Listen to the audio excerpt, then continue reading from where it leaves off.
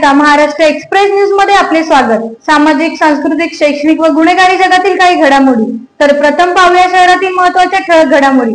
पार्थ पवार कथित जमीन घोटाळा प्रकरणी शिवसेना उद्धव बाळासाहेब ठाकरे पक्ष पुणे शहराच्या वतीने निदर्शन आंदोलन।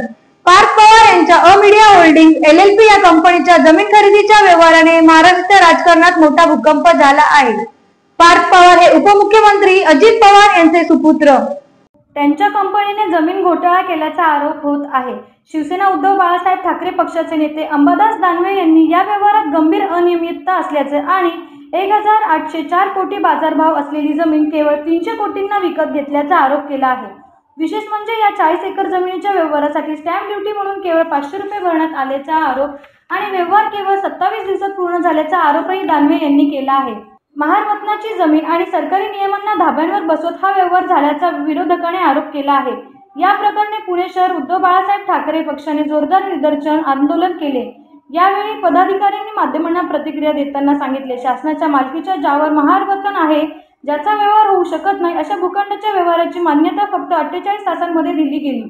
याच्यामध्ये उद्योग मंत्री सुद्धा सामील होते। उपमुख्यमंत्री तथा पुणे जिल्ह्याचे पालकमंत्री अजित पवार यांचे थोरले सुपुत्र पार्थ पवार आणि पार्थ पवारांच्या मामाचा मुलगा दिग्विजय पाटील अशा या राजघराण्यातल्या मुलांच्या कंपनीच्या नावावर ही जमीन कशी करण्यात आली, तर गायकवाड नावाच्या शेतकऱ्याची ही जमीन 40 एकर असून ज्याच्यावर पासलकर नावाच्या व्यक्तीचं कुळ आहे, त्यांना सुद्धा विचारात न घेता शेतकरी गायकवाड यांची फसवणूक केली गेली। पुढे अनेक आरोप करत उद्धव बाळासाहेब ठाकरे पक्षाच्या पदाधिकाऱ्यांनी या प्रकरणी खुलासे करत सविस्तर माहिती दिली। अशा प्रकारे उपमुख्यमंत्री अजित पवार यांचे सुपुत्र पार्थ पवार यांच्या कथित जमीन घोटाळ्यामुळे महाराष्ट्राच्या राजकारणात मोठा भूकंप झाला आहे। शासनाच्या मालकीचा, त्याच्यावर महारवतन असलेला, ज्याचा व्यवहार होऊ शकत नाही, अशा भूखंडाच्या व्यवहाराची मान्यता फक्त 48 तासामध्ये दिली गेली। त्याच्यामध्ये उद्योग मंत्री सुद्धा सामील आहेत। उपमुख्यमंत्री तथा पुणे जिल्ह्याचे पालकमंत्री अजित पवार यांचे थोरले सुपुत्र पार्थ पवार आणि पार्थ पवारच्या मामांचा मुलगा दिग्विजय पाटील अशा या राजघराण्यातल्या, सरकार घराण्यातल्या, सरकारचा वरद असलेल्या मुलांच्या घरामध्ये त्यांची अमेडिया नावाच्या कंपनीनं शीतल तेजवानीकडनं, जिच्याकडे ही पॉवर ऑफ अटर्नी आली, ही पॉवर ऑफ अटर्नी शीतल तेजवानीकडे कशी आली, तर गायकवाड नावाच्या शेतकऱ्यांकडची ही जमीन 40 एकराची, ज्याच्यावर कुळ आहे पासलकर नावाच्या व्यक्तींचं, त्यांना सुद्धा विचारात न घेता शेतकरी गायकवाड यांची फसवणूक केली गेली। तुमची ही जमीन आम्ही शेतकऱ्यांकडनं परत मिळवून देतो, आम्हाला पॉवर ऑफ अटर्नी द्या।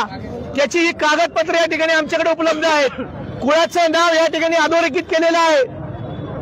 हा व्यवहार खोटं बोलून 2007 पासून 5,000 दे, 25,000 दे अशा प्रकारचा व्यवहार करून या लोकांना फसवलं गेलं। शासनाची मान्यता जी IT क्षेत्राच्या धोरणानुसार स्टॅम्प ड्युटी माफीची फक्त 500 रुपये स्टॅम्प ड्युटी भरून हा व्यवहार केला गेला। पॉवर ऑफ अटर्नी जरी शीतल तेजवानीकडे असली तरी मूळ मालक जे गायकवाड परिवार आहे त्यांच्या सगळ्यांच्या सह्या घेऊन हा व्यवहार खरेदी खताचा झाला। हा व्यवहार त्वरित कॅन्सल व्हावा, शासनाची फसवणूक केली गेली। आपले वडील उपमुख्यमंत्री आहेत, याचा वरदहस्त सर्व तहसीलदार, कलेक्टर यांच्यावर ठेवला गेला। आज त्या अनुषंगाने मुख्यमंत्र्यांनी तहसीलदाराला निलंबित केले गेले।